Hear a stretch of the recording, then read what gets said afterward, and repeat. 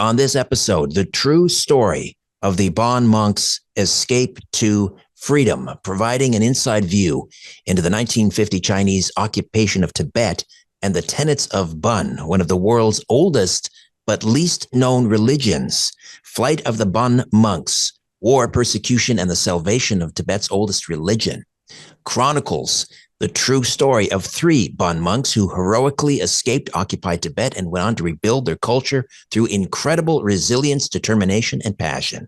After taking his vows to become a Bon monk and completing a pilgrimage around 22,000-foot Mount Kailash, the holiest mountain in Tibet, Tenzin Namdok envisions a life of quiet contemplation at Menri, Bon's mother monastery. Instead, he finds himself fleeing for his life across the highest and most difficult terrain on the planet.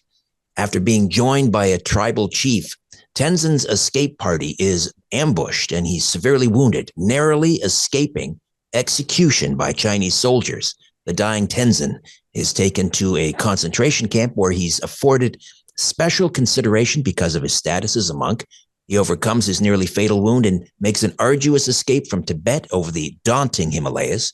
The other monks, including friends Samten Karme and Sanjay Tenzin, witnessed Tibet's capital explode in a violent insurrection against Chinese rule. Escaping to Nepal, they worry about the survival of the Bon religion and begin collecting scattered works of Bon scripture. A chance meeting with British scholar David Snellgrove brings the three monks together again and dramatically changes their lives. Snellgrove invites Sanjay, Samten, and Tenzin to spend 3 years in London on a Rockefeller Foundation grant. There, they hone their English and forge influential relationships, enabling Tenzin to answer the pleas for help from the Bon community by founding a settlement in exile in India. Sanjay is chosen as the 33rd Menri Treason, Bon's highest office, and together the three monks help rebuild the nearly extinct Bon religion. Aside from the escape of the Dalai Lama, no other Tibetan escape has been so consequential for so many. And the co-authors of Flight of the Bon Monks are Harvey Rice and Jackie Cole, a husband and wife team. Harvey spent 18 years as a reporter for the Houston Chronicle, and Jackie has studied Bon for over two decades and has many contacts in the worldwide Bon community. They live in Galveston, Texas, where they've joined me right now. And it's a great pleasure to welcome Harvey Rice and Jackie Cole to Strange Planet. Harvey, Jackie, welcome. How are you? Thank you. Thank you. It's a pleasure to be here. First of all, congratulations on the book. How did you manage to get His Holiness, the Dalai Lama, to write the foreword? That's quite a coup. It was indeed a coup. We're very pleased, and it took a lot of persistence and then also some connections. Our good friend here in Galveston, Geshe Denma, is friends with the Bon person who is on the government in exile, is on their council. And so it was connections, as is in all things. He made a connection with them. He made a connection with the offices of the Dalai Lama. They read the book and liked it and agreed to do the foreword. We're extremely humbled and very pleased.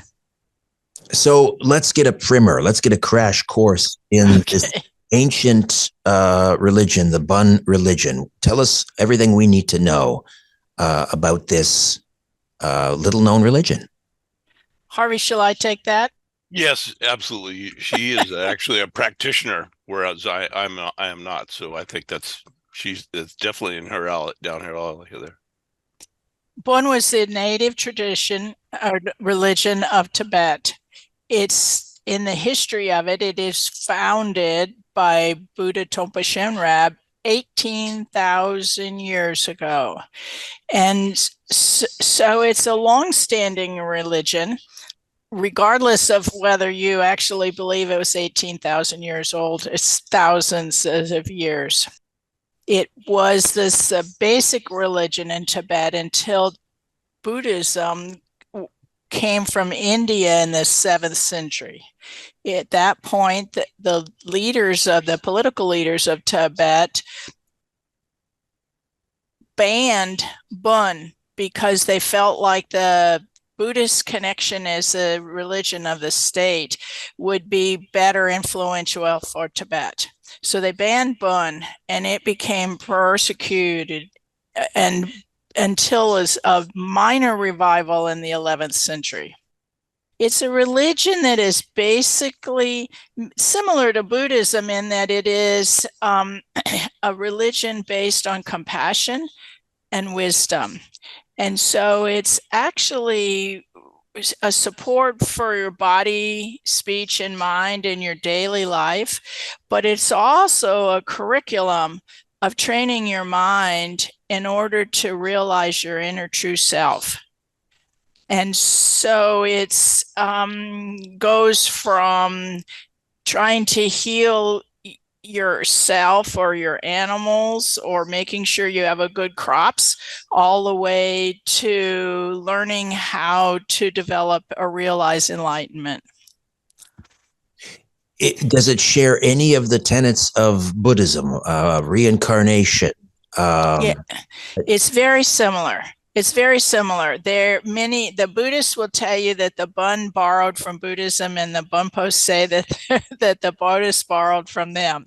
But it does carry many of the same tenets in terms of reincarnation and the ability to achieve enlightenment, and that enlightenment is a part of you. There are as many Buddhas as there are stars in the sky.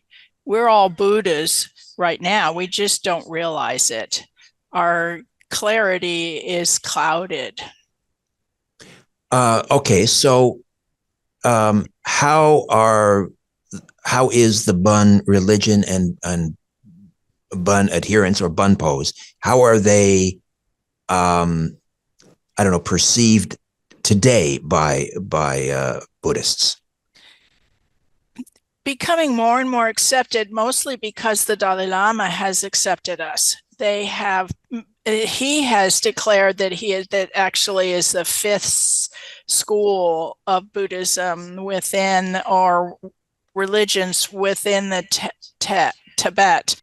And so that plus the fact that a lot more information about Bun is getting out into the world to where people can see it's not Satanism or any of the awful things that they've said about it throughout the years.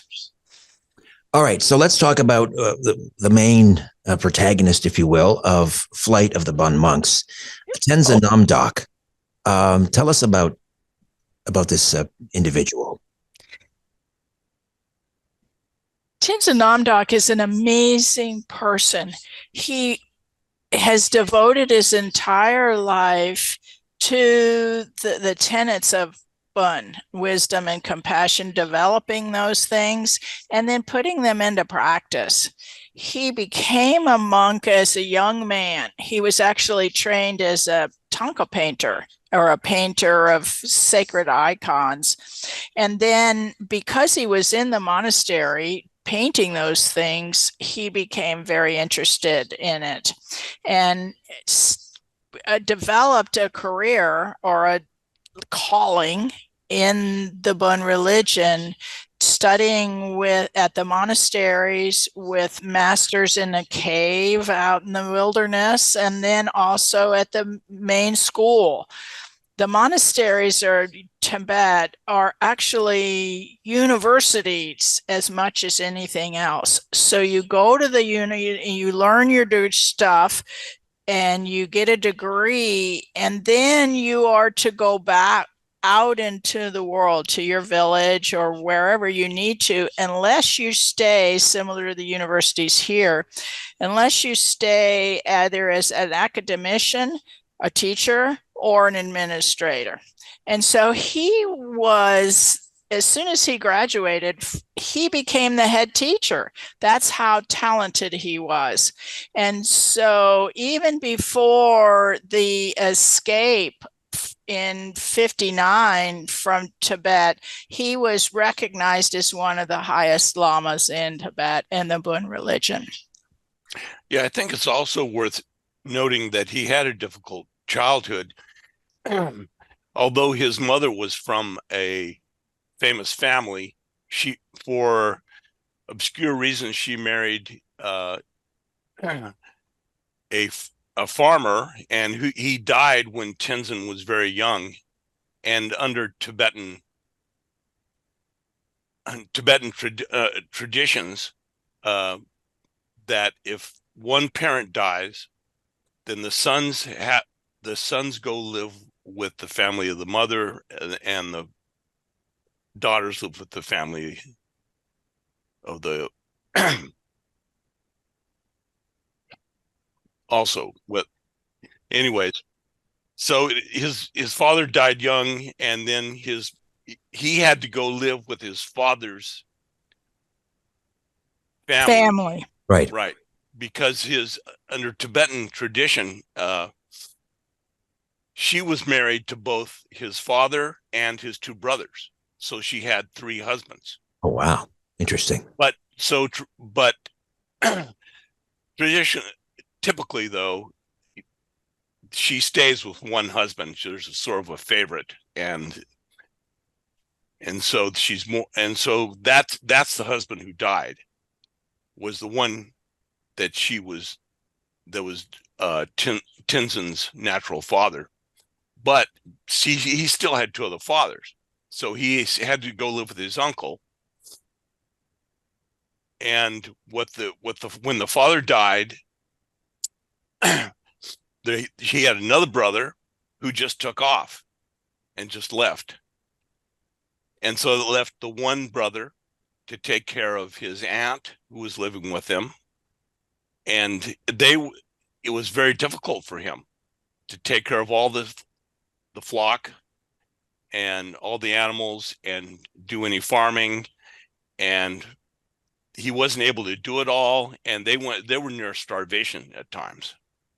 And then finally he died, and then Tenzin went to live with there was a monk uncle as well, who lived in a monastery, and he went to live with him. But this whole time he was not living with his mother, and he missed his mother terribly. But that's the way Tibetan tradition works. And once he ran away to see his mother, but his uncle came to get him and took him back. All right. So what happens in 1950? We have the communist Chinese invading Tibet, taking it over. What happens to the Bun monks at this point? Are they being persecuted? Are they being jailed? The Bun monks at that point, the Chinese don't see any difference between the Bun and the Buddhism. And because of the geography, the oppression began on the eastern part of Tibet and moved towards the west as the Chinese were able to get roads built and move on into the country and finally into Lhasa. So the oppression started on the east side, and as it moved to the west, and they were uniformly suppressed. It started out that the Chinese told everybody they were going to be their friends and liberate them, passed out silver, helped with crops. But within a few years, as the roads got built and they got better established into Tibet, then they began to oppression of both the wealthy and the monastery system. The monastery system was completely embedded within the government. It was really hard to tell which was which. And so for the Chinese, in order to control the government of Tibet, they had to control the monasteries. They didn't see any difference between the Bun and the Buddhist. They had no clue whatsoever. But because Bun had been a minority religion for so many centuries, it was in greater danger. Were Bun monks being executed, jailed? All monks were. All monks were harassed, beaten, tortured, executed, jailed. Yes. They would, in one case, they dug a pit and they threw these monks in the pit. They urinated on them and they told them, well, why don't you call on your gods to make you just fly out of the pit? And they took another monk and they had, because monks were celibate, they would force them to have sex. And then they would, one case they had women make them get on the ground and eat grass like an animal and have women ride them around and whip them like they were a pony. And just all kinds of terrible things. Those are just a couple of examples, but it was very terrible. And they killed, and after all that, some would be killed or some would be sent to concentration camps or jails. So he is, Tenzin Namdok is eventually captured by the Chinese. What happens to him? When did this take place? They had heard, the monks had begun to hear the tales and to see some of them in their areas, and they decided that they were going to escape rather than go to jail. And so they were trying to escape, walk out, which of course in this time and day and age for Tibet, it means walking out. And so they were walking, and they had split the group up into different groups so that there were people in the front and people in the back. If any one of the groups got attacked, the other groups would be able to get away. Unfortunately, that didn't happen. All the groups were attacked at the same time. And so this was actually in 1960. The Dalai Lama fled in 59, but he was in such a remote part of the country that takes a while for the news to get there. He was leaving, the Chinese overwhelmed their groups and shot whoever they hadn't escaped. He was left for dead on the at the camp where they were. Some of the survivors who had managed to hide from the Chinese when they came through came back in and got him and saved him and doctored him and got him into a camp where he could be looked at while he recovered. A nomad camp. A nomad concentration camp run by the Chinese and Tibetan quislings. So he spent 10 months in that camp recovering. He would act like he was pitiful during the day, and at night he would exercise, and so that he could heal and get ready to go. So tell us about the escape. Oh my goodness. He, from the concentration camp, his best friend and assistant, Sheriff Solstrom, tricked the guards of the concentration camp by saying that he was going to go. He had been staying in a tent with a local nomad who had been taking care of him. And so he tricked the camp leaders into giving them a permission slip for him to go get him and bring him back to camp. So he had this permission slip for transport, and he went and got him, but instead of coming back to the camp, they left. And the other interesting part of this story is that Sheriff Solstrom had met a pair of brothers who had escaped but couldn't find their wife. So they came back, found out their wife was in this concentration camp, came back and got their wife and child in order to escape with her. So they joined their party so that they would have a guide. And so these were two brothers who had escaped, come back and was escaping again. So that was their little party to leave. And they left. It took them about 6 weeks to cross the Himalayas and get back into Nepal where they would be safe. So were they heading to the Dalai Lama went to Dharamsala in India? Were the Bon monks also hoping to go there?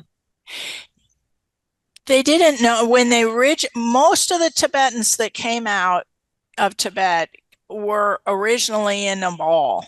And then they moved over to India because India was so kind and welcoming in terms of the refugee situation. And so they, at the time, the Tenzin didn't know where the Dalai Lama was, only that he had left to Tibet. And so the idea of going back to India, most of the Tibetan refugees ended up in India that didn't stay in Nepal. And so the people, when they implored him to help them find a settlement, it was in India. Northern India, up there where Dharamsala is, and then also where the Bon community is along the edge of the Himalaya. And so it's an ideal climate for them as opposed to some of the other areas in the area that were too hot and too tropical for them. They just suffered badly as refugees. And what happened to all of the religious artifacts, the Bon scriptures? Who was responsible for getting that out of Tibet, or was it left behind? It never left Tibet because Tenzin had a vision, and he thought that because everyone carrying the relic had been injured in some way, he thought that the gods did not want those things to leave Tibet. So he had someone go up, and they found a cave, and they took the relic and some golden lamps and a bunch of other religious objects and hid them in that cave. And they stayed there for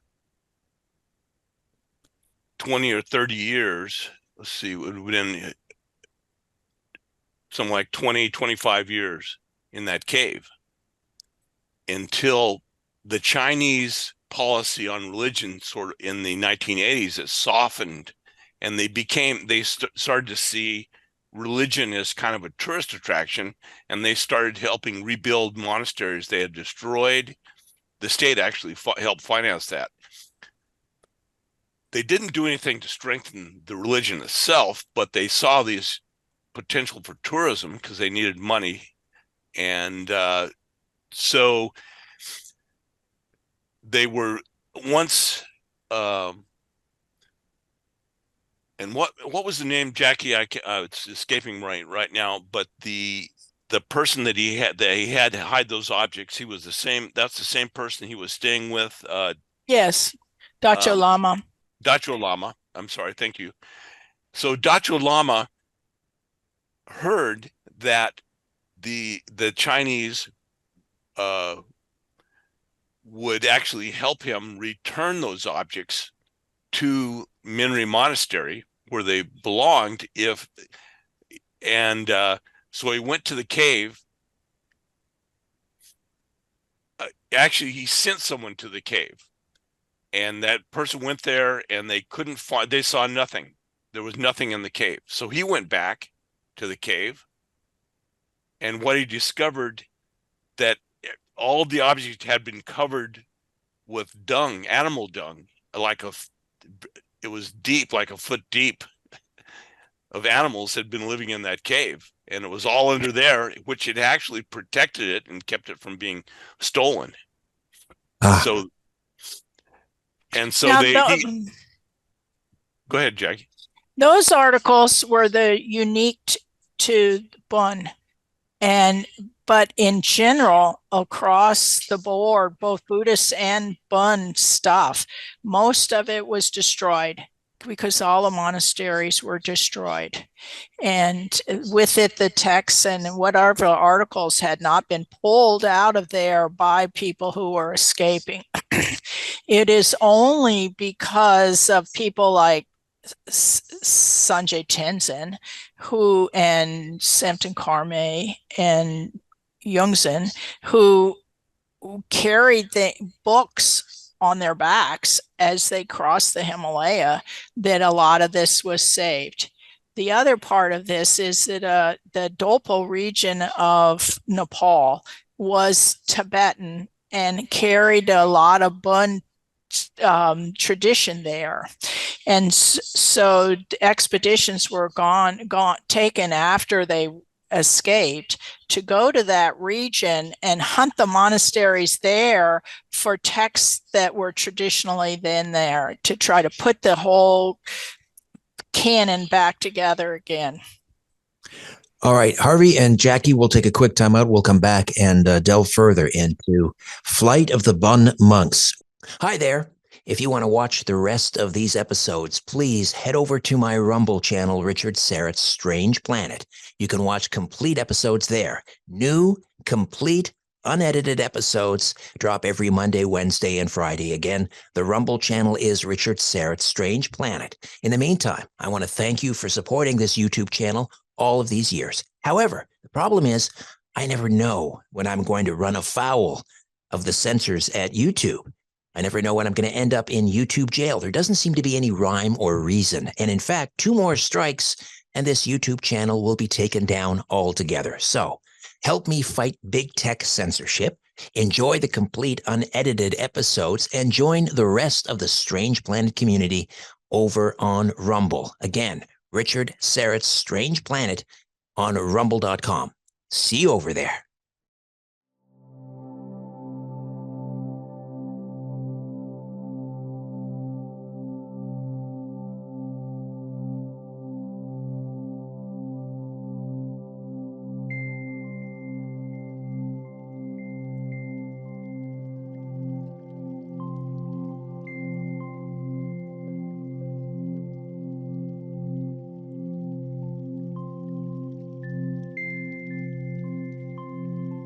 Harvey Rice and Jackie Kohler here. The book is Flight of the Bun Monks, War, Persecution, and the Salvation of Tibet's Oldest Religion.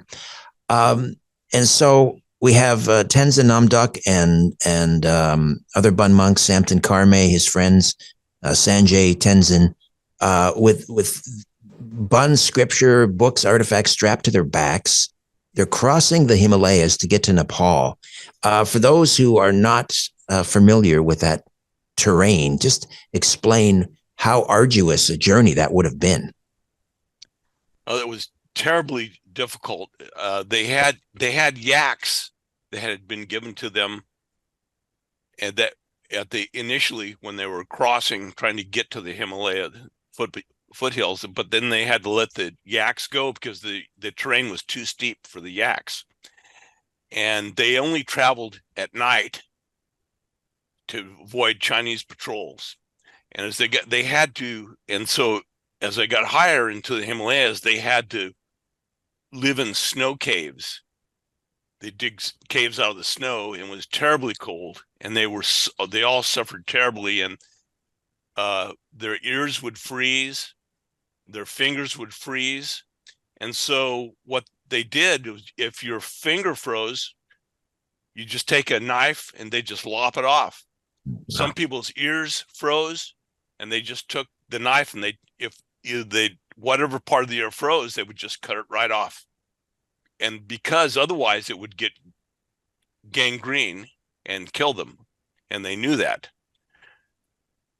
And so they were lucky too to have these guides, these two brothers who were married in this polyandrous relationship with this one wife, but they had already been over the Himalayas, and they found out where their wife was, had come back, as Jackie said earlier, to get their wife. And so they became guides, agreed to become guides for Tenzin. And so he was lucky. They knew how to go, because a lot of people, a lot of refugees, some would die on that route. They would get lost, run out of food, and it was quite common for people escaping just to see the bodies of people who didn't make it.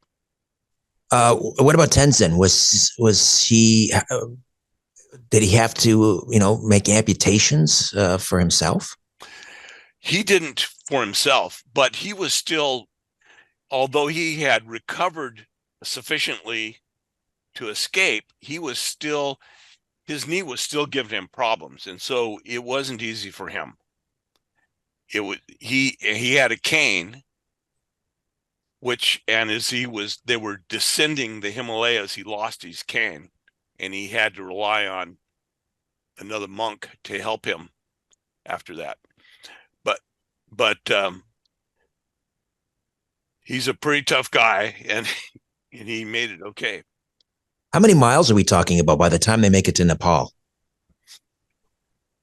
I don't know how many miles. It's in the hundreds of miles, many hundreds of miles. I don't know exactly how much it is. I tried to find that out, but it's really difficult, because there was no road. There's really no way to measure the exact route they took. But it was many hundreds of miles, and that's for certain. Hundreds of miles, but not, that would be as the crow flies. We're talking about. Yes. And that's what I was gonna say, is that we can measure the mileage, but to be able to know how they went up and down the mountains and around a particular one and hide over here and then backtrack and so forth, was a tremendous difference. We have maps in our books that outline the routes that they each took. There are passes through the Himalaya at various spots along the Nepalese border and the Indian border. And so often they would travel through and then come through that pass in order to, most all of them used one or more of the different passes that went down into Nepal. But even the passes are at 18,000 feet. Wow. So they arrive in Nepal, around 1960, is it? Yes. And how old is Tenzin at this point? I think 38. 38, okay. And how many Bon monks eventually made it into Nepal? That's a really good question. I think it was about, what do you think, Hardy, about 30, 25 or 30? If you're talking about just from the party, in Tenzin's party, his party was about 9 people in his party, which would have been Tenzin and his assistant, and and there were the two brothers, their wife, their child, and then the rest were monks. The interesting thing I think about what I think you're asking is how small the population was outside of Tibet by the time this was all done. Right, the diaspora. Yeah, the diaspora now there are a number of Bunpo people that were not monks, but of the monks who have been trained and were either graduated or training, you only had 6, 8, 10, something like that. There weren't very many. So at this point, they're in Nepal, 1960. Tenzin, what are at this point his dreams or his hopes for the Bon religion? You've got this diaspora of Bon monks and adherents in Nepal.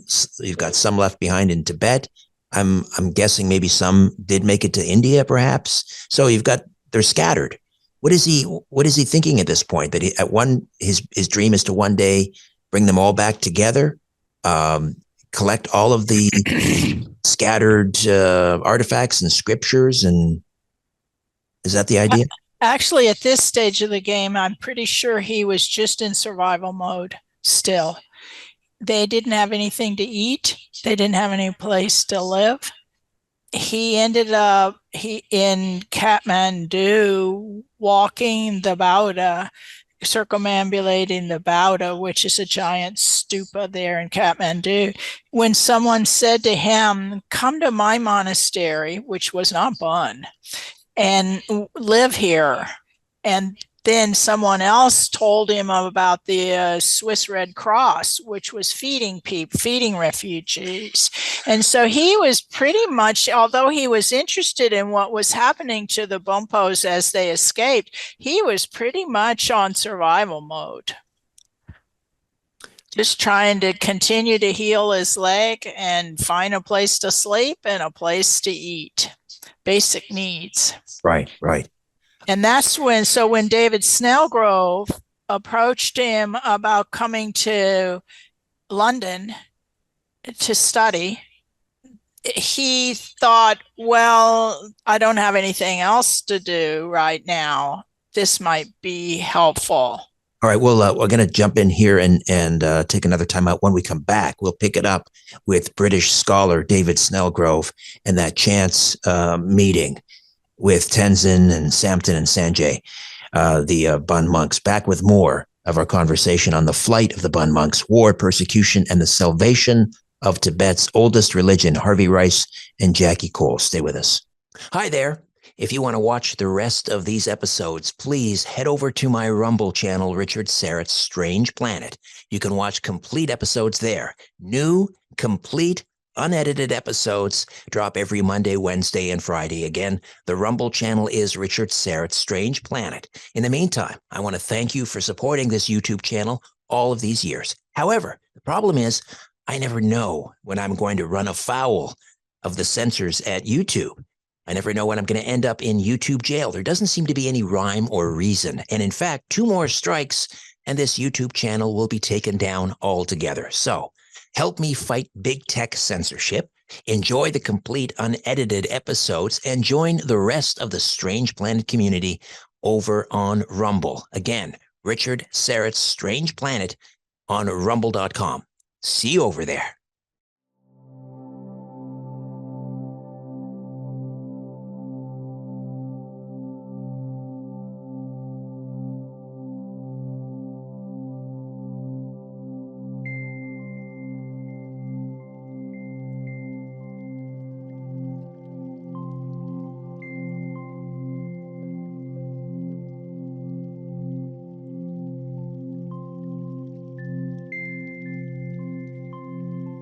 Jackie Cole, Harvey Rice are with us, Flight of the Bon monks.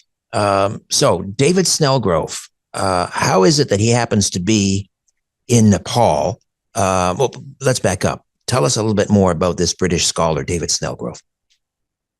David Snellgrove was went to the right schools, and he joined the British Army during World War II and was stationed in India. And while he was there, he got malaria, and he was sent to convalesce in northern India. And he met a guy on a train in a military uniform, a British military uniform. He's asked the guy if he knew anything about Tibet, and the guy said, "I am Tibetan." And so this is a Tibetan who had joined the British military, and they started talking, and Snellgrove said, "Well, I'd like to learn Tibetan," because he had become fascinated with India and Buddhism. And so this guy took him and showed him to a place where he could learn Tibetan. And he began learning Tibetan, and he bought the Tibetan dictionary, and he made that one of his tasks to learn Tibetan. And so after the war was over, he decided he wanted to be a part of the British Foreign Office and and try to get a post in India. And his idea was to sort of be a diplomat scholar and study India and work for his country. Well, India's independence dashed those hopes. And so instead, he went into academia and he studied under some of the best Tibetan scholars at the time, and he began making field trips to India. And so, in doing so, he discovered Bon, and he became intensely interested in it. And most other scholars at this time that knew about Bon had learned about Bon through the writings of Buddhists. And many Buddhists had looked upon Bon as sort of this heterodoxy. Yeah, it was a sort of like the way that Catholics and Protestants looked upon each other in the Middle Ages. So, and so they said bad things. They said Bonpos drink blood and do horrible ceremony. It's just a bunch of false things that. And so, but he began finding Bon text, and then the Rockefeller Foundation, because there have been so many refugees coming into India and Nepal and Bhutan, and that this is a great time to study Tibet, because Tibet had been a closed country. Although there had been a few scholars had gone there, but there was a lot unknown. And so the Rockefeller Foundation gave grants to scholars to study Tibet. And the idea was to pick out 3 or 4 Buddhists or Tibetans and then take them to your university and help them. And they would help you study Tibet and Tibetan culture and Tibetan religion. And so Snellgrove is the only scholar, because there are a number of scholars that got these grants, but he's the only one that chose Bonpos to study. And so he was looking for Bonpos, and he had to get permission from the Dalai Lama, and the Dalai Lama didn't like it, because at that time, that was before the Dalai Lama became a little bit more enlightened, because the Dalai Lama really didn't know that much about Bon himself. And he said, why don't you pick Buddhist instead of Bonpos?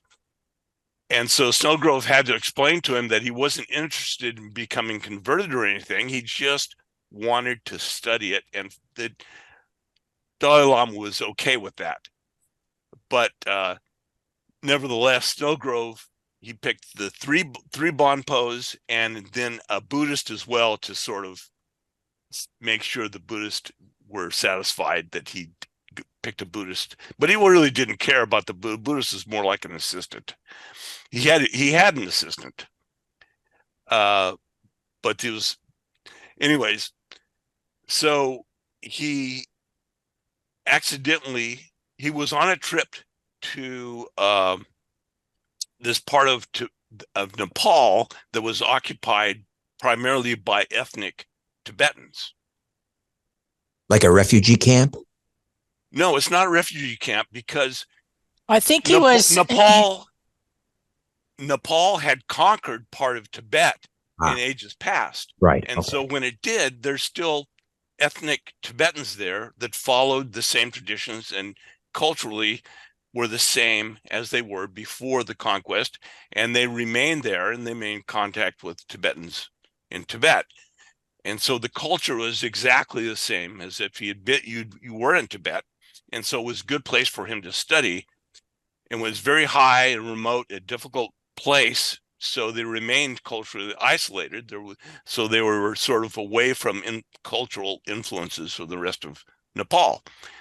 And so he was there, and just by chance, Sanjay Tenzin was there collecting text, because they were trying to save Bon text and recompile all these lost texts that had been destroyed by the Chinese.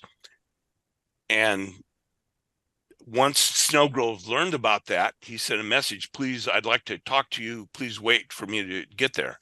And they said, okay.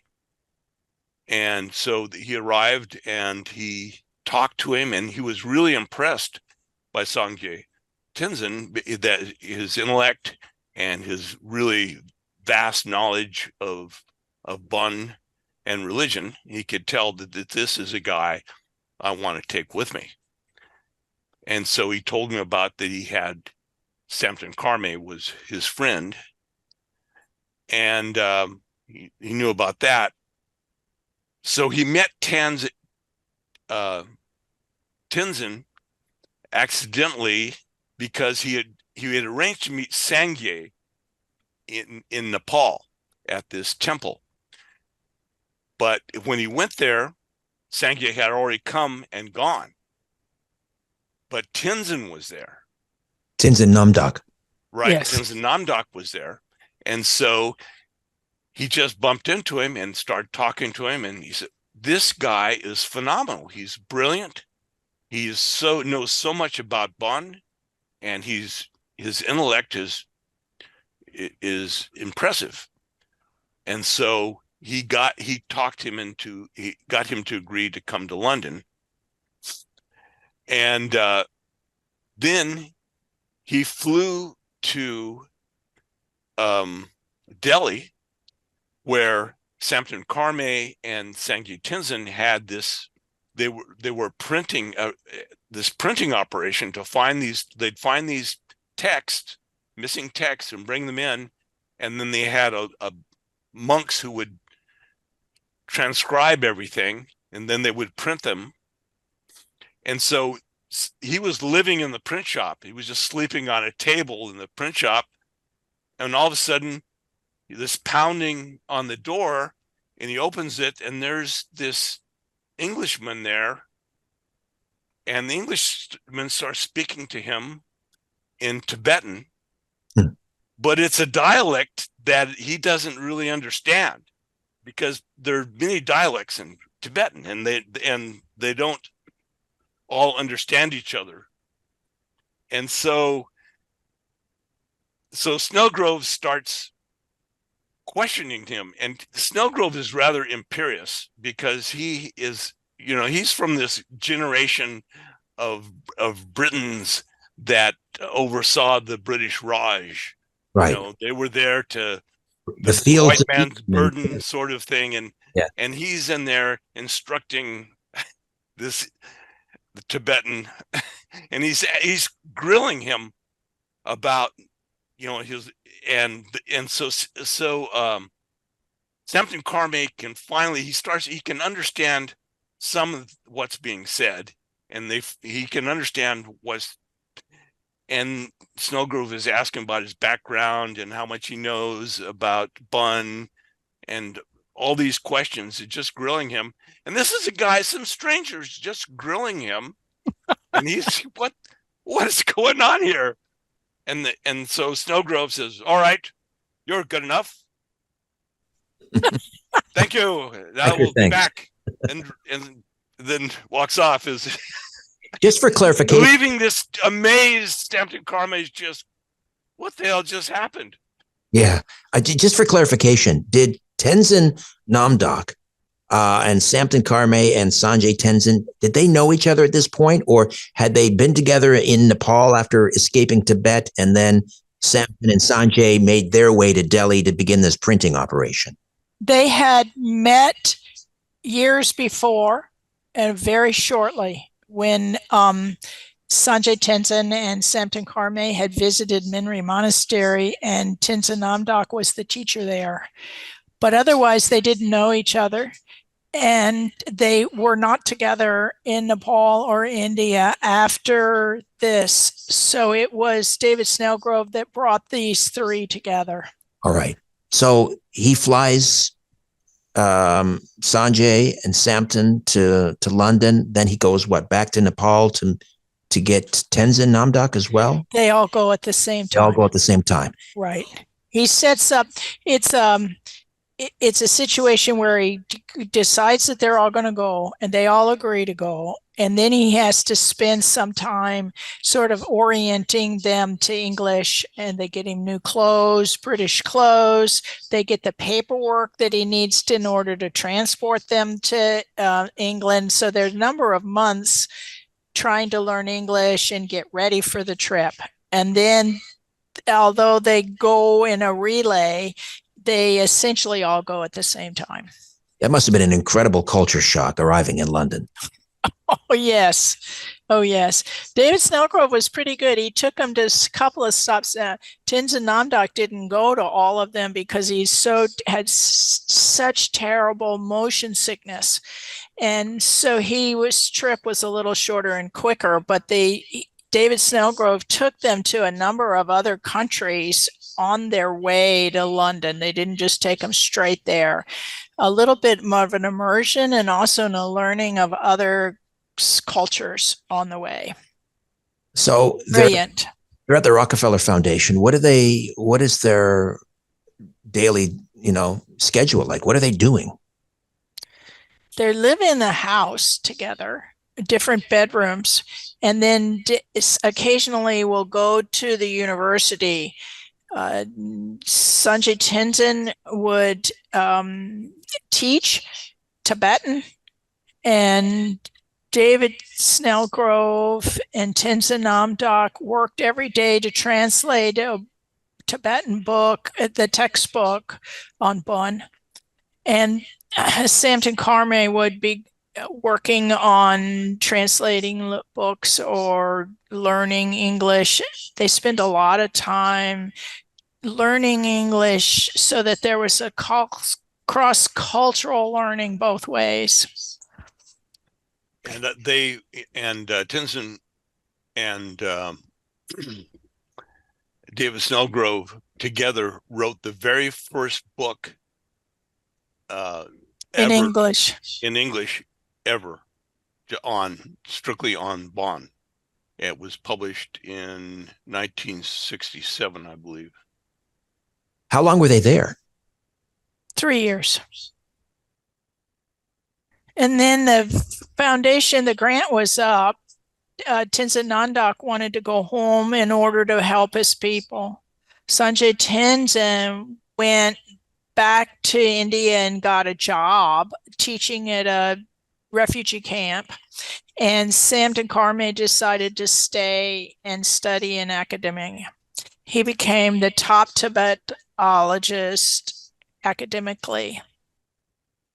Did they become was there a great deal of curiosity around these three monks? Did they, sort of capture the attention of the British intelligentsia, academia, maybe even the aristocracy? The way that when Tutankhamun, the tomb of Tutankhamun was discovered, England went crazy, for Egyptology. Was it the same sort of thing regarding Tibetan culture and the Bon religion among certain circles? I didn't see the information about that based on them going to London. Yeah. Within their personal circle, they were a hit just because they're so nice and so charismatic and so striking. But as far as a cultural phenomenon, I don't think that happened. You have to remember there were a lot of Buddhists as well in this, and they did not become like a famous in England or in Europe or internationally or something because of this. Because I can't tell you why. I think it's because it was the endeavor and purpose of it was so scholarly. I don't think it attracted. It didn't have all the Hype. It wasn't as sexy as some other stories. I don't think.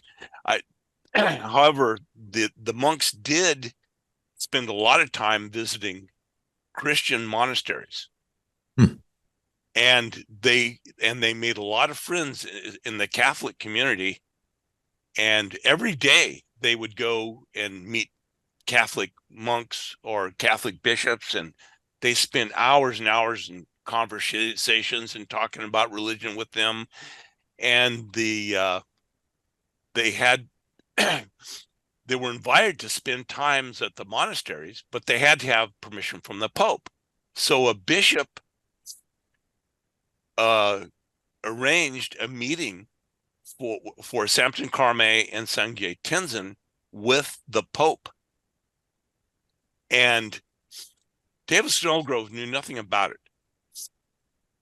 They didn't bother to tell him, and that's one thing that was frustrating for Snellgrove. He was trying to control the monks and their activities, and they would just go off whenever they wanted to, and they just pretty much ignored his directives. And so they went to see the Pope. But first they wanted to see somebody else in Europe that they knew. They stopped there, and they were a day late for their meeting with the Pope. And they were on monk time. And so, but they showed up, and even though a day late, the Pope still gave them an interview, although, he didn't, there was speak Tibetan, and their English was they were still working on their English. They could speak a little English by this time. So it was a difficult trying to the conversation between them, and they were a little bit frustrated because he didn't understand. The Pope never understood. He thought Tibet was sort of one place and everything was the same, and he couldn't understand that there was a difference between the Bon and Buddhism and the different cultures in different parts. Like Eastern Tibet was different than Central Tibet. And they were trying to talk to him about that, and he just never got it. But he did give them a medallion. There was a photo taken of them with the Pope, which is in our book. Very quickly, we're just about out of time here, but I do want to find out about the involvement in the CIA in this story. Why were they interested? Oh, my goodness. That's an amazing story. We were talking about Yongzheng getting attacked, or Yongzheng Tenzin Namdok being attacked, and why they were out there in the middle of nowhere, why all those Chinese would have attacked them. And someone said, well, we think they were because the Chinese had sent a bunch of soldiers there, 50,000 soldiers there, to overtake the CIA arms drops. And we said CIA arms drops. So then we went down the rabbit hole of trying to figure out what was going on with that. And it was a secret operation that was only released decades later, where they talked about it. And the CIA decided they wanted to use Tibetans to try to gather information and harass the Chinese in a covert way. And so they started this operation, and they would train Tibetans and then drop them back into Tibet, and along with dropping arms and supplies to them. It was a disaster. And not very many. They weren't very successful. The ways of fighting war was different between the United States, or their ideas, and the Tibetans, the way the Tibetans wanted to wage war. The goals were at the opposite of what was going on. And so it turned out to be a really sad program that offered a lot of hope, but not any real results.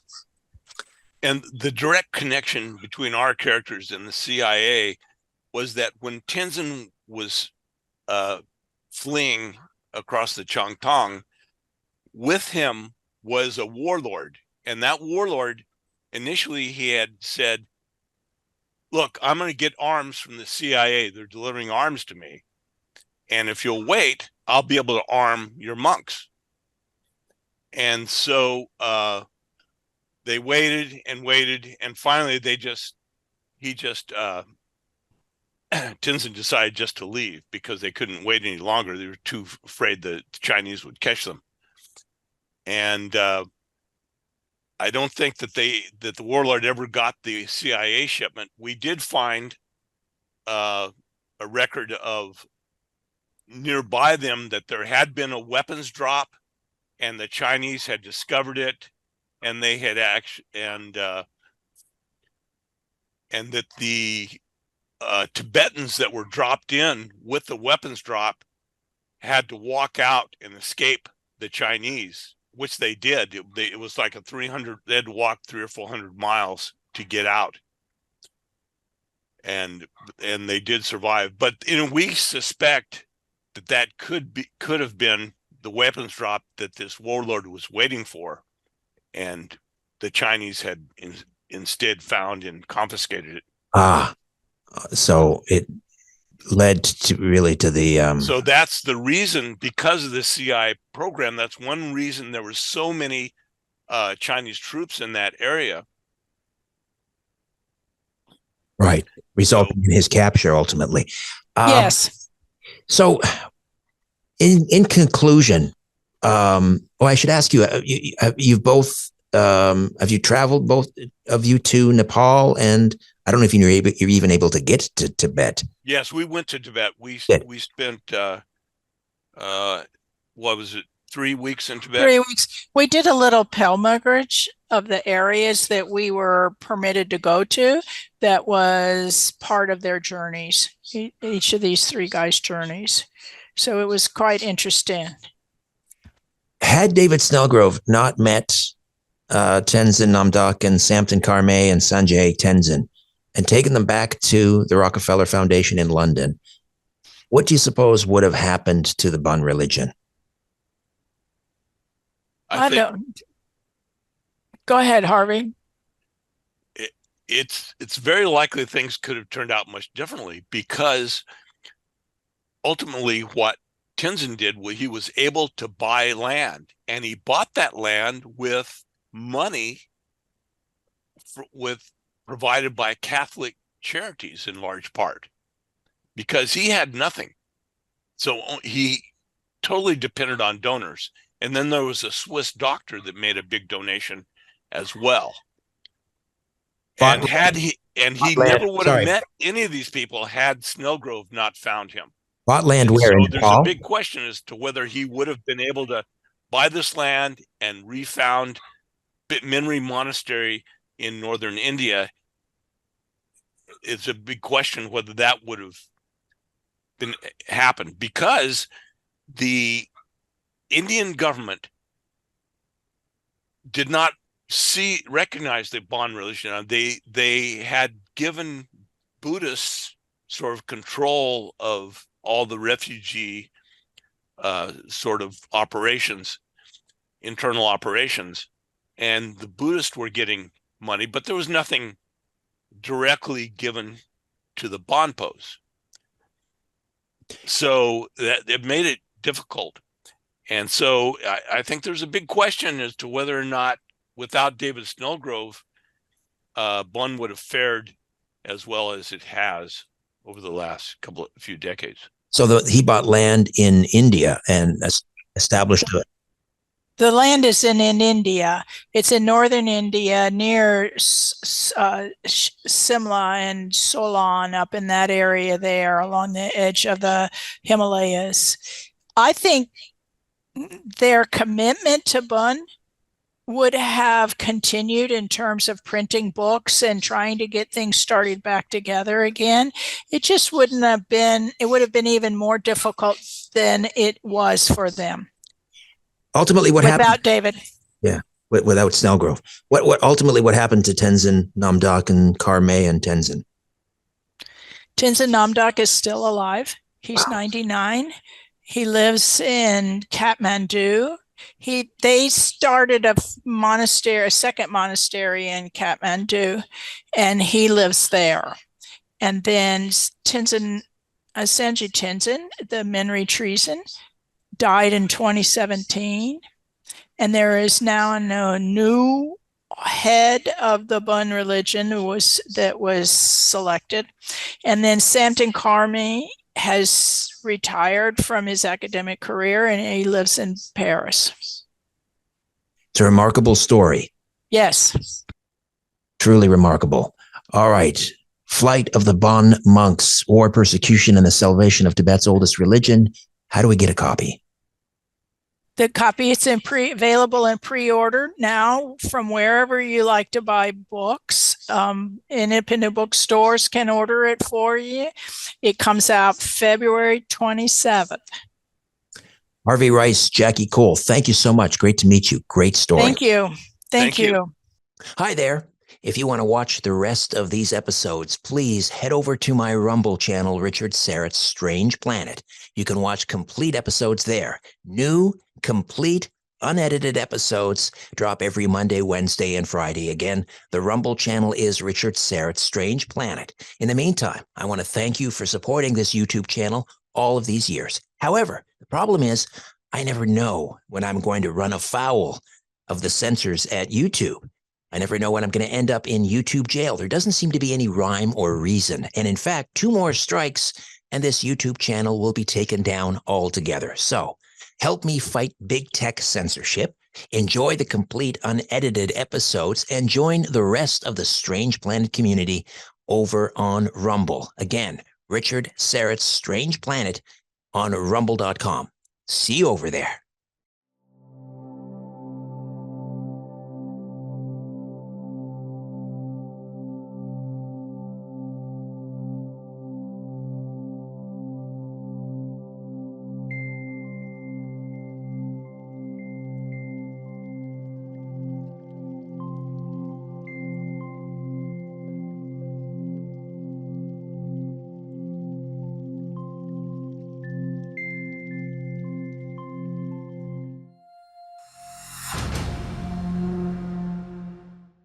Hello, friends. Welcome once again to another episode of Strange Planet, and it's far more strange than we can ever imagine. If you'd like to get deeper into Strange Planet, you might want to consider becoming a premium subscriber, and it's real easy to do. Just click on the link in the episode notes, strangeplanet.supportingcast.fm, strangeplanet.supportingcast.fm. You gain access to commercial-free listening, bonus episodes produced exclusively for premium subscribers, and a free subscription to my monthly newsletter, Inner Sanctum. strangeplanet.supportingcast.fm. Again, the link is right in the episode notes. All right, away we go. On this episode, we're going to cover some considerable ground. We're going to talk about America's second civil war, the rise of central bank digital currencies, the border crisis in the U.S., the banking system collapse, and perhaps we'll have time to touch on San Francisco's doom loop, the 2024 elections, and more. A good friend returns to the program. Charlie Robinson is the #1 best-selling author of such books as Controlled Demolition of the American Empire, with co-author Jeff Berwick, The Octopus of Global Control, and Hypocrisy, Surviving in a World of Cultural Double Standards. His twice-weekly podcast, Macroaggressions, has been the #1 podcast in the government section of iTunes in the US, Canada, Australia, and over 20 other countries around the world. Charlie Robinson, welcome back to Strange Planet. How are you? I am fantastic. Thanks for having me back. I feel like a lot of these topics that you listed out there are all they're intertwined, they're all interconnected to one another. It might sound like we're covering a lot of ground, but in reality, we're pulling on one thread, and it's leading us to a variety of other fabrics here. Well, case in point would be the border crisis and America's second civil war. Of course, we have Texas now in a showdown with the federal government, seemingly playing this game of chicken. Just for my listeners, explain what's happening down there and why the conflict between the state of Texas and the U.S. government. Yeah, so the state of Texas wants to enforce the borders. The federal government of the United States does not. Now, you would think that the federal government of the United States would want to enforce the borders. You know, you have to go through customs when you come into the United States. If you're undocumented, you have to, you have to show proof of that you have a visa, that you can return elsewhere. But for some reason, a decision has been made that on the southern border, it's just wide open. Anybody that wants to come is welcome. And Texas has a problem with this on a variety of levels. First of which being it's against the law, but second, they don't have the room. They're full. I mean, Texas is a big state, but in terms of facilities to house these people, they just don't have the capacity. So what they've been doing over the last year or so is they've been in sort of a sign of a show of force and sort of a signal to the federal government. They've been busing them to other cities that are deemed sanctuary cities like Chicago and New York and Denver and San Francisco and places like that. Buses will arrive and migrants will get out and just sort of roll around and wander around until they're organized and coordinated. And this has been going on for a while. We're to the point now where I just saw the statistics showing close to 400,000 people came across the southern border just in December. I mean, this is an unsustainable flow of people into the country. And if you listen to the news in the United States, you hear this one familiar term that's used over and over again: military-aged fighting men. Now, it would be one thing if it was a bunch of women and children and abuelas looking to cross the border. They're looking for a better life. I would be extremely sympathetic to that. But when you see the footage from the borders, and of course, the footage is manipulative and manipulable. I mean, it can be used however you want it. But when you see the images of people coming across, these are guys from Africa. These are Chinese nationals. These are people that are not coming from a destabilized Honduras or and obviously we hear a lot about Venezuela. We've seen Venezuela empty their prisons and insane asylums and funnel those people straight to the border. So there's a lot happening at the southern border, but that one term, that military age fighting men, makes you feel a little bit like this is an invasion. And I'm not trying to be disrespectful to human beings and in any way, but when a coordinated effort like this is playing out right before your eyes, I think it's reasonable, Richard, to start asking some questions about why is this happening? Is this being made to happen? And if it is, then who is behind it? So Texas started erecting razor wire with help of their Texas National Guard, and I think maybe even the Texas Rangers and local sheriffs and everyone involved in trying to protect their border, the Texas border. The United States government moved in and started tearing down that razor wire, which God knows why. Well, I think we know why, but it went to the Supreme Court, and all of a sudden we had two ostensibly conservative justices, Roberts and Amy Coney Barrett, ruling that the United States government can tear down that razor wire. So now we have these two, we've got the National Guard in Texas in conflict with federal border agents. What's the latest down there? I mean, is it possible, do you think, that there could be some violent conflict between Texas border people and the federal border people? Boy, I certainly hope not, because this is a catastrophe if that were to happen. And of course, it doesn't take much to kickstart something like that. And we live in an era where there's the ability for video footage to be manipulated on top of that. So we're in almost like a post-fact world where anything is liable to happen. The idea of the feds fighting the states is something that leads to a much broader conflict. But I think that when we really kind of dig into who is behind this, it's not even so much the American government. It's this supranational government that's behind in the NGOs, the trilateral commissions and groups like that have infiltrated the Biden administration. Jake Sullivan, Anthony Blinken, Susan Rice, these are all trilaterals. And of course, you put your membership on ice with the Trilateral Commission when you rotate into the current administration. So they're not technically members anymore, but the minute they're done with Biden administration, they'll rotate back in. And what the trilaterals want is open borders. They want to combine these regions, these countries into easier regions, a North American Union, Canada, United States, and Mexico. Now, it sounds crazy when you say that, and if this is the first time you're hearing it, it's pretty easy to dismiss it. But then you have these instances where Anthony Blinken is talking about how he was in Mexico speaking with AMLO, the former president of Mexico, about a shared constitution. When you start talking a shared constitution, that you're not supposed to be talking about the president, about that with the president of Mexico. This is that should get you rightly interrogated or arrested or something.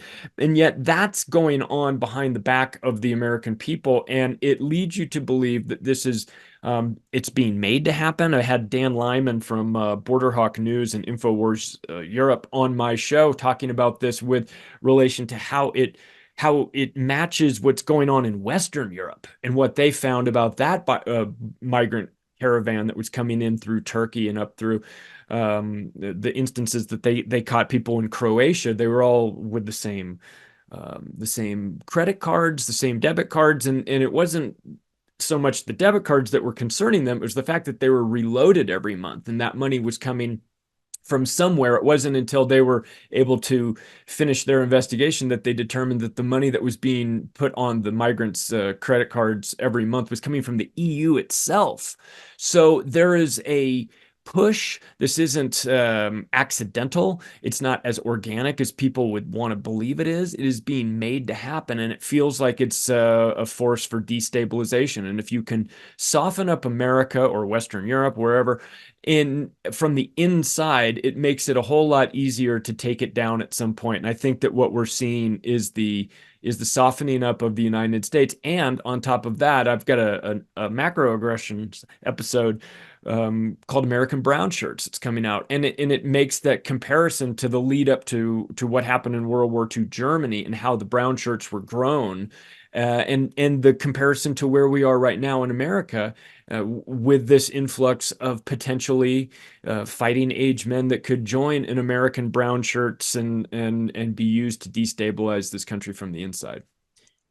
One thing that has come about as a result of what's happening in Texas, and that is the red states that are throwing their support behind Greg Abbott. You've got something like, I think, 25 Republican deep red states now that are promising aid and whatever they need, to help Greg Abbott. So this is really giving this Civil War talk, more impetus, because now we're seeing this alignment of, these deep red states versus the what's left of the Democrat Party in terms of their support, these coastal elites and the states, in the North Pacific Northwest, California, and then along the Northeast coast. And that's it. There's no more Mason-Dixon line now. It's red versus blue. What are your thoughts?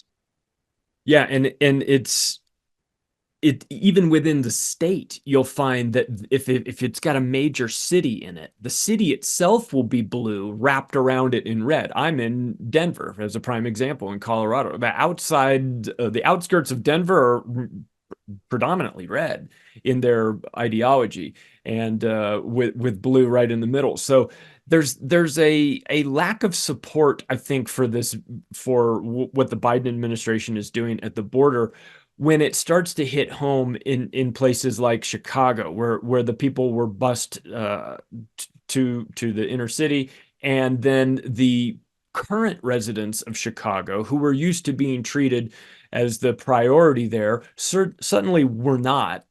And the pivot was to the illegal undocumented workers that were coming in. And it was even worse than that, because the mayors were saying, listen, we're going to prioritize these people. We need to take care of them. And so you're creating this friction even within a group that would normally be supportive of this idea, this concept of sanctuary cities. Well, it's all fine and good as a sanctuary city until you have to actually do something about it, until the buses show up and you're understaffed, and it just appears to be virtue signaling. And now you've got situations like in New York City. New York City is scheduled to spend $1 billion over the next 3 years just on hotel rooms alone, and 11 billion more just to house them. So certainly $12 billion in New York City could be used for something else, and yet it's not. So we're starting to see a shift even inside these Democratic strongholds, where normally there was a cohesion in terms of how you felt about this or that. Now you're starting to see them fracture from the inside too. So even on those coastal elite cities on the sidelines on the West Coast and East Coast, Washington D.C. can't handle any more migrants being dropped off there. Philadelphia, they haven't even started with them yet, but I'm sure they'll work their way up. New York City's overwhelmed. Mayor Eric Adams has said that. I normally see solutions. I do not see a solution to this problem. Mayor Johnson in Chicago has thrown his hands up as well. So we're getting to a point where, like, the idea of using human beings as political pawns is obviously disgusting. But in the case of Texas, their response to this is, look, either you do something about this or we're going to do something about this. And as we move into an election year, it's really going to be tough, I think, for the Democratic Party to justify this, because even within their own base, they look around and they go, I mean, I feel like we've got other priorities to worry about, and this shouldn't be high on our list. And yet here we are throwing billions and billions of dollars towards a problem that at its core is fixable if you wanted to fix it. It just seems that there's no appetite to do so. Right. It's shaping up to be the number one issue in the 2024 election. One has to wonder then whether, to the extent that the Democrat establishment, and the Republican establishment are pushing for these open borders. And I think, we're looking at it kind of the uniparty versus everyone else. They're pushing for this, but whether they've overplayed their hand for those reasons that you just mentioned, because now we have a civil war almost within the Democratic Party. Eric Adams being very vocal, New York mayor, in his criticism for the Biden administration, and then voila, they dig up some, past sexual indiscretion accusations against Eric Adams. I mean, it's the old playbook, right? So have they overplayed their hand with this, though, in terms of what's going to happen in 2024? Because as you say, we're seeing what were deep blue states suddenly becoming sort of in play. Places like New Mexico and New Hampshire now, and Minnesota, which hasn't gone red since over 45 years. So have they overplayed things here? Well, yes, it would feel like they have overplayed things, but they've still got one trick up their sleeve, and they've got control of the mainstream media. And as long as you control the narrative, you can divert and deflect, and you can create scenarios in which you just fail to show some of the aspects of what's going on at the border, or even inside these cities as people start to push back. It's amazing to me. I'll see these massive protests, 1 million people marching in the UK, in London, right by the BBC studios, and the lead story from the BBC is like gardening, and so they'll pretend like this isn't going on for as long as they can, and they'll distort reality, and Joe Biden will come out and say that the biggest threat to the United States is domestic white nationalism, when I'm looking around going, I look like a prime candidate to get recruited into what domestic white national. Nobody has bothered to ask me. I feel a little left out here. I've got the shaved head and everything. I feel like I could slide right in, and yet no application process has been filed for me. So I don't know that white nationalism necessarily is the biggest problem. And so we're going to find a situation over the next, 6-7 months here where they try to disguise reality. The mainstream media has done a pretty good job of doing that for the last 30, 40 years, but it feels as though their powers are waning and their control over the narrative is slipping a little bit. And if you can get them to have to fight a battle of credibility through the mainstream media, well, then we've got a chance to inject some sanity and reason in this, because I think that there is a segment of the general public that are waking up to the lies of the mainstream press, and I would consider that to be a very good thing. Charlie Robinson is with us, and his twice weekly podcast, Macroaggressions, is available to listeners. We'll tell you how to listen in just a moment. We'll take a quick time out, back with more of our conversation right after this. Hi there. If you want to watch the rest of these episodes, please head over to my Rumble channel, Richard Syrett's Strange Planet. You can watch complete episodes there. New, complete, unedited episodes drop every Monday, Wednesday, and Friday. Again, the Rumble channel is Richard Syrett's Strange Planet. In the meantime, I want to thank you for supporting this YouTube channel all of these years. However, the problem is I never know when I'm going to run afoul of the censors at YouTube.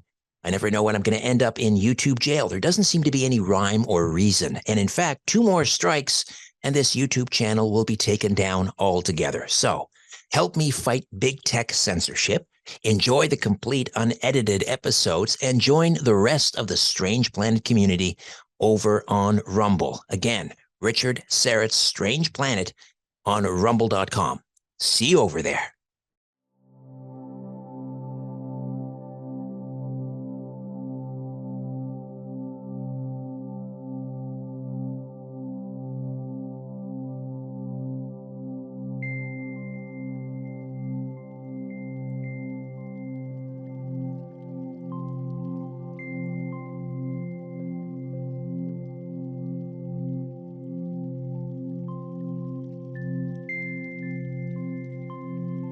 We were talking about the 2024 election.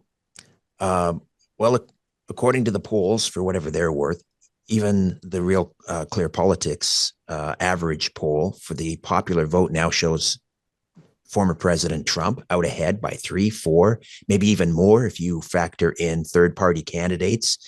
That's unprecedented. Even in 2016, when he won, he lost the popular vote by 3 points, maybe. So that certainly augurs well for Trump. The swing states, well out ahead, I think, except in 6 of the 7 swing states. I think Philadelphia, there's a kind of a statistical tie. But again, the trends look very positive. Still 10 months to go before the next election, obviously. Is it possible at this stage for the Democrats to steal it without making it look far more obvious? I wonder if they want you to see that they steal it the next time around. I wonder if that's part of the show, is that you're supposed, I mean, I can envision a scenario in which they roll Joe Biden out to the finish line and he gets 82 million votes. And everyone just goes, are you kidding me? The guy is so unpopular. And they say, what are you going to do about it? What are you going to do? You're going to rise up? You're going to get in the streets? We run this place. You know, that would break the spirit of a lot of people. I think that might actually start a civil war. The idea that Biden is a viable candidate is laughable to anybody that's paying attention, and yet he's still there. So do they have some tricks up their sleeve? Is there a way to remove him? Kamala Harris is clearly not the answer. I mean, if she is the answer, you've got to ask what the question is. But a guy like Gavin Newsom sitting on the sidelines, who I don't think is ready now. I think he's probably a 2028 candidate. But there's one thing I've learned, is that the Democratic Party is deeply corrupt. When you've got people like Debbie Wasserman Schultz involved in this group, and of course the Clintons running it for as long as they have, you know that there will be some sort of surprise, maybe not an October surprise, maybe an October surprise, but in terms of a candidate that comes out and steps in, we've heard Michelle Obama's name get mentioned. I don't know how viable that is, but this, you know, at this point, it's a popularity contest. So in terms of foreign policy experience and anything, you know, listen, we're living in a world where Kim Kardashian is more popular than the president. So I don't think it matters that somebody that like a Michelle Obama could step in and even without the policy, because she's got the brand name. I'm not saying that that's going to happen, but Joe Biden cannot be the horse to get you to the finish line here. And if he is, then it feels more like a humiliation ritual for the American general public, because if you have to live through that and you have to watch a guy that can't get himself off a stage and doesn't know how to say America and puts his helmet on backwards and does all these things, and yet he goes out and beats a guy that is deeply popular in Trump, and you can feel how you want about Trump, he's deeply popular. They don't, there's lines of people to go see him. Nobody's interested in seeing Joe Biden. If you were to witness that again and see the obvious rug pull by the deep state, it would put the general public in a position to feel like they were hopeless, to feel like there was nothing that they could do. And if you wanted to create a scenario in which you got people fighting with each other in order to take down the American empire from the inside, boy, you couldn't devise a better way than to get half the country thinking it was stolen again, and have it be not just, have it be almost comical in the way that it happened, so that it is just sort of a little bit of sand in the eyes of the Republican Party. I think that would be probably a real dangerous way to start off 2025. You mentioned Michelle Obama, and while she has expressed no interest, I mean, maybe she's being coy. It is interesting that the Democrat convention is going to be held in Chicago, which of course is the Obama's old stomping grounds, because traditionally the convention location is typically they'll find like a purple state where, having a convention there could draw some media attention, and hopefully maybe turn, a purple state blue, or for an election cycle, etc. So the choice of Chicago is very interesting. It would be kind of an ideal coming out party in more ways than one, perhaps, for Michelle Obama. Insert own jokes there. But again, she's expressed no interest. Do you think it's possible that we could have all bets are off, I think, for 2024, but a surprise appearance and a surprise outcome in the convention? Well, listen, if they framed it like Joe Biden has fallen ill and I am being called upon out of fear for what Donald Trump will do. Yes, I don't want this job. Yes, you're going to have to drag me into the office kicking and screaming. But if it means that I protect this great country from what Donald Trump will do to it, then I have to put my personal feelings aside and serve this country. And you can just envision all of the nonsense coming out of their mouth, whether it's Michelle Obama or somebody appointed for the purposes to against their own better judgment, they're going to do what's best for the country and come out and go to war against Donald Trump. I could envision all kinds of scenarios like that. I really could. I mean, I don't know that Joe Biden is physically equipped to get there, but they've got to devise. If he's going to bow out, they've got to devise a reason for that. It's got to be, I thought I was healthy. I feel, some tests came back, maybe not as healthy as I want to be. I've decided to step away. Maybe they allow Kamala to be the first president and ride this thing out for the next couple of months. And then Kamala says, I'm better served elsewhere, maybe the Supreme Court, God help us. But, you can, again, it all sounds crazy. For sure. But this is a crazy time of year. And this is when the crazy things happen. And considering, you'd think the Democratic Party, you've had 4 years of watching the wheels fall off of Joe Biden. The fact that they don't have a backup plan, I think should send a message to, I think the Republicans should use that. If your plan is Joe Biden, then you have to confess you don't really have a plan, because that's a guy that isn't going to make it. He's deeply unpopular, and the wheels are falling off from a cognitive standpoint, if not others. If you see that and you think, no, this is our guy, then you have questions about the leadership judgment of the Democratic Party, unless, of course, they know something we don't know. And that is the variable that always makes me a little bit nervous. When I watched this, obvious poor planning.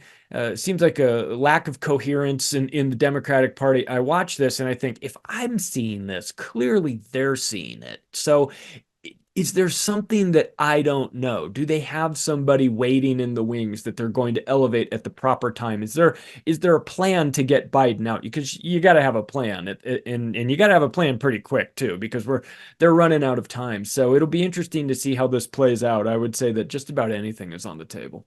Maybe that plan actually isn't to get Trump or Biden out of the way. Maybe the plan is for the establishment Republicans, establishment Democrats, who are basically the same, get them behind Nikki Haley and then get Trump behind bars. That is, of course, definitely a possibility, because there should realistically be no appetite for Nikki Haley, except that what you're seeing is that the Democrats have realized that the best person to fight Trump isn't actually on their team. It's on the red team, and it's Nikki Haley. So if they can drive a wedge in, I mean, listen, Lockheed Martin doesn't care whether you're wearing the red pajamas or blue pajamas, man. They're going to finance you either way. And of course, we've seen with Nikki Haley, she's willing to start World War III, and of course, they love that. And so she may be wearing a red hat, but she's not necessarily MAGA. And I think that they can deal with that. I think that they know how to deal with people that are of the opposing political party, because, as you said, it is a uniparty. At some level, you're all taking money from the same lobbyists. You're taking money from the military-industrial complex. You're getting on the same television shows. You're all going to the Council on Foreign Relations and hanging out with each other and playing golf and going to the Aspen Institute. I mean, you guys they're all intertwined. This illusion. When John Boehner would go play golf out in Palm Desert, he was playing golf with a bunch of guys from the Democratic Party, and lobbyists too. So remember thinking, oh, I see this performance art where they would get out there and they would scream about the other side, and then you would go see them at fundraisers together, and it's like it's all a big sham. Nikki Haley, the deep state, they can work with her. They know how to push her buttons. They already did. She was broke when she left Congress. She took a job sitting on the board of Boeing. Now she's a multimillionaire. That's how it works. You like that, Nikki? You want to keep that gravy train going? Well, we can make it happen, but you're just going to have to do some things that we want you to do. And of course, I don't think you have to twist her arm all that much either. So some of this is just ideologically driven, and some of it is survival. And if Nikki Haley knows what's good for her, she'll play ball. Donald Trump has already proven that he is a bull in a china shop. Whether you like him or not, he's more difficult to control, and he is a variable that they don't like to deal with. So maybe the plan is to get Trump behind bars and Nikki Haley elevated. And if that is the case, oh boy, it's going to be a long 4 years. Charlie Robinson stays with us. Back with more in a moment. Hi there. If you want to watch the rest of these episodes, please head over to my Rumble channel, Richard Syrett's Strange Planet. You can watch complete episodes there. New, complete, unedited episodes drop every Monday, Wednesday, and Friday. Again, the Rumble channel is Richard Syrett's Strange Planet. In the meantime, I want to thank you for supporting this YouTube channel all of these years. However, the problem is I never know when I'm going to run afoul of the censors at YouTube. I never know when I'm going to end up in YouTube jail. There doesn't seem to be any rhyme or reason. And in fact, 2 more strikes and this YouTube channel will be taken down altogether. So help me fight big tech censorship, enjoy the complete unedited episodes, and join the rest of the Strange Planet community over on Rumble. Again, Richard Syrett's Strange Planet on rumble.com. See you over there.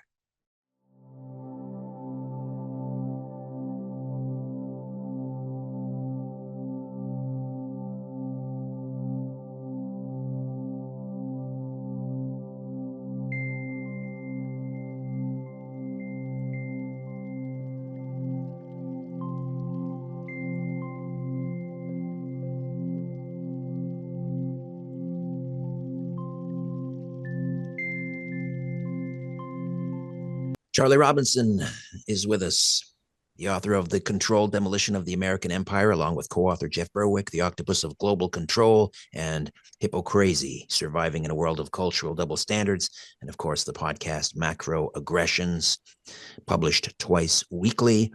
Tell us about Anarchapulco. Am I saying that right? Yeah, you are. Anarchapulco. It is the largest anarchist conference in the world. It happens in Acapulco, Mexico. It is put on by my co-author, Jeff Berwick. This is the 10th anniversary of it, and I've been going there for many years, and it's always an amazing week-long event. And this year, I will be the host and MC of it, so you can catch me in Acapulco, Mexico, February 11th through the 16th. Every day is a different event. Anarchy, day 1. Day 2, the crypto guys are there. We've got the health and wellness component to it. We've got a day of parallel systems where you can build outside of the current paradigm, homeschooling, unschooling, all of that. And then we've got the COVID doctors. They'll be there on the 5th day. So it's going to be a lot of fun. It's always a great event. You leave feeling inspired. You definitely get educated. You meet people from all over the world. And listen, you're in Mexico in February. I mean, how bad can it be, right? So we're going to watch the Super Bowl on Sunday, and then we're going to roll into Monday fresh and ready to change the world. Maybe a little civics lesson is in order here, because I know there's a lot of misconceptions about what an anarchist is. Yeah. We tend to think of, most people, I think, an anarchist as someone who's in favor of chaos, just like no rules, no government. It's just complete bedlam. Yeah. Set the record straight. What is an anarchist, and where is an anarchist on the spectrum, compared to conservatives, libertarians? So anarchy doesn't mean no rules. It means no rulers. And given the current batch of rulers that we have, I think people could agree that we could do a little better. The first time I went to Anarchapulco, I kind of half jokingly said, where is the Molotov cocktail throwing contest? When is that going? Where's the tire burning going to happen? And I remember on the Friday night, one of the first nights that we were there, I was in the lobby of the hotel, and 3 big buses pulled up. And I asked some guy, "What are those buses for?" And he said, "Oh, did you pay for the sea turtle thing?" I said, "No, what are you talking about?" And he says, "Well, those are the buses that are taking everybody to the nature preserve. They're going to let baby sea turtles out into the ocean at night so that they don't get eaten by birds." And I thought, oh, that's some anarchy there, right? So what it is it's a group of people that are self-dependent, self-reliant, self-sufficient. They look at the current state of things in the government and they think, listen, I don't know that I could fix this. A lot of this let's use the education system as an example. You look at the education system and you go, I don't know if I can fix this, but I'll tell you what I can do. I can build a different version of this outside of that. I can show you a different way of educating people. And maybe if you took a look at my homeschooling or unschooling program that's scalable, that works in just about any country, maybe you might want to take a look at this and get involved. So they'll build a different system and pull people off of the current paradigm into their new structure. They're building a better mousetrap. And the thing about it is that they're not sitting around waiting for somebody else to do it. And they're certainly not waiting for the government to do it. They think that if they get their heads together, they can come up with a better idea and do it and execute on it properly, because they have different reward structures than the government has. The government wants to stay relevant and keep their job, so they do everything they can. These people see the world much differently. It's very inspirational. It's not chaos. It's chaos if you're the government. It's chaos, when people present a different way of seeing things. And of course, the government is constantly paranoid about becoming irrelevant. And so they use their tactics to keep you fearful and dependent on them. And what the anarchist community is saying is, you don't need the government as long as you're somebody that wants to take care of yourself. If you're sitting around waiting for a handout, well, then maybe you are better sitting around dealing with your current form of government. But if you're somebody that's proactive and educated and understands systems and wants to build things outside of this and have a little bit more freedom and flexibility and take care of themselves, the good and the bad, you're responsible for both of it, then come take a listen to what we've got over here, and come listen to these guys that can talk to you about getting residency in other countries. They can talk to you about starting corporations in foreign countries. They can talk to you about how the banking works here and there. Cryptocurrencies, which ones are good, which ones are scams, which ones are private, which ones have a fixed supply. So it's, when I go to these conferences and I leave after a week feeling sort of conflicted. I mean, on the one hand, I am so grateful for my experience and the people that I've met and the information that I've gathered and the networks that I'm building. But I also, there's part of me that feels very sad when I have to leave, because I feel like I'm going back to the real world, and I'm going back to the nonsense, and I'm going back to the normies, and all of this feels very preventable. So when the first time I went to Anarchapulco was 2019. I felt like I had met a group of people there that was ideologically aligned with me, very inspirational. And then, of course, then the media finds out about it. HBO comes down and does a documentary series on it. Vice comes down, does a documentary series, talks about these people are terrible, these people are the worst. Of course, the conference doubles the next year after that in size. I mean, people really want solutions. And so the thing about anarchy is that it's self-determination. You have to be responsible for it. And some people, frankly, aren't ready for that. But for those that are, they feel very inspired, and they feel like they finally have control over their own lives. And that is something that is really hard to quantify.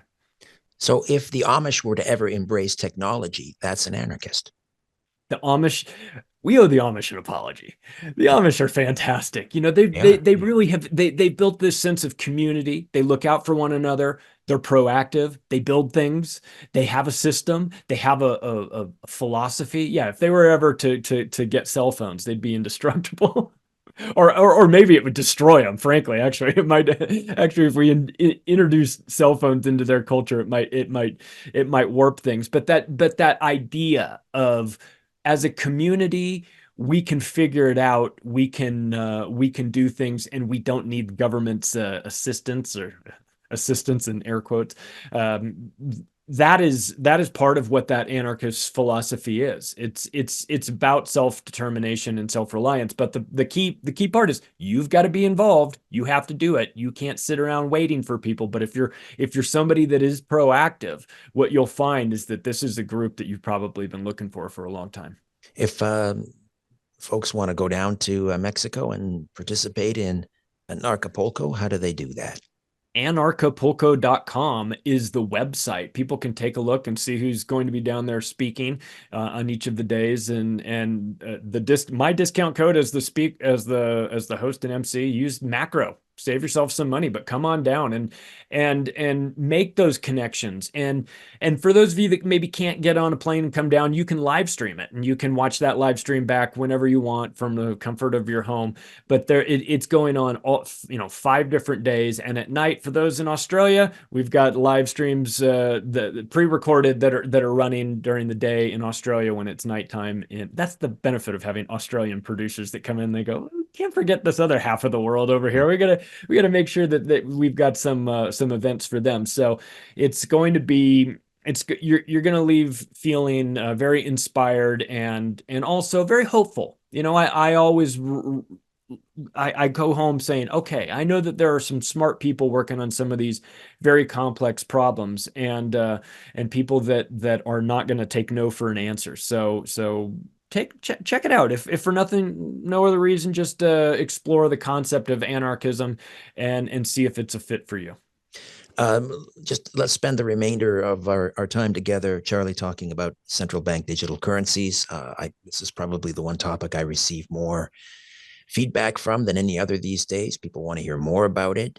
I recently spoke with Mel Madison, who's sort of a former fintech executive. Now he writes financial thrillers, and he says that we should be paying more attention to the Bank of International Settlements. They're the ones that are really pushing this.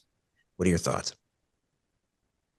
I have said this before, and I know it sounds hyperbolic, but this is the hill to die on, the proverbial hill to die on with central bank digital currencies. If you allow the state to create your money, which we have done for a long, long time, it doesn't end well.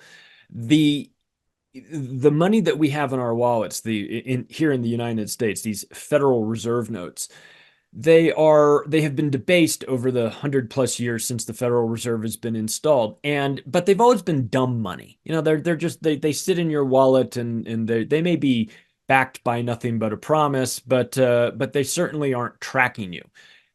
But you can imagine a world in which the governments decide that they could move to programmable money, an idea that is so diabolical that if this is to take hold, it might be the end of society as we know it. I can envision a scenario. Here we are. We're Richard. We're just out of Christmas break, out of the Christmas season. The spending numbers came back, and boy, they're down like 22% from last year. Year over year, Christmas spending is down, and since those numbers are so low, we have made a decision. In order to boost spending, we have made a decision that 30% of your central bank digital currencies will be set to expire in the next 90 days. So get to spending before they evaporate. Now, that is something that can be done. Mm-hmm.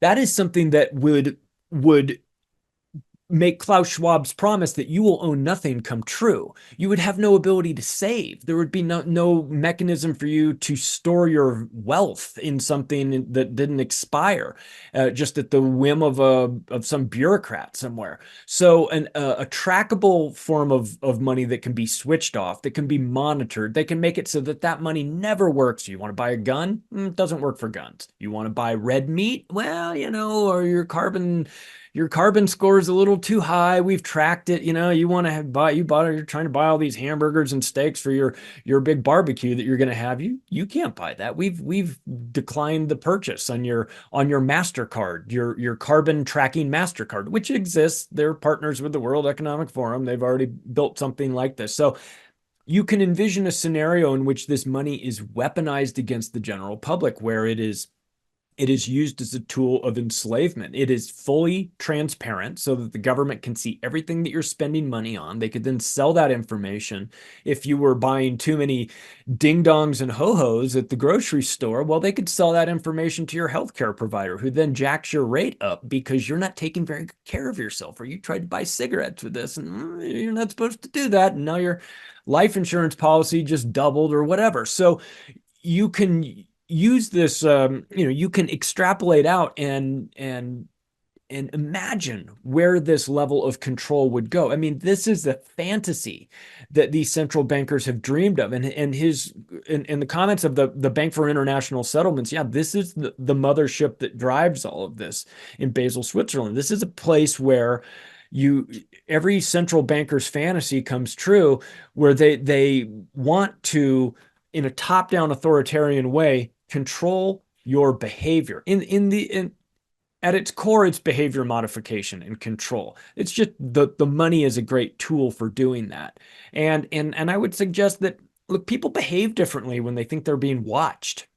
And if they think that their spending is being watched, and if cash has become outlawed, and we saw the push for that over the last 3 years, when they said, well, viruses on your cash, they're going to kill everybody. And you go, really? That's the priority? You want to do away with this? Feels like something else. And it feels like you have a problem with cash, not viruses. But so you can almost feel the push towards money is dirty.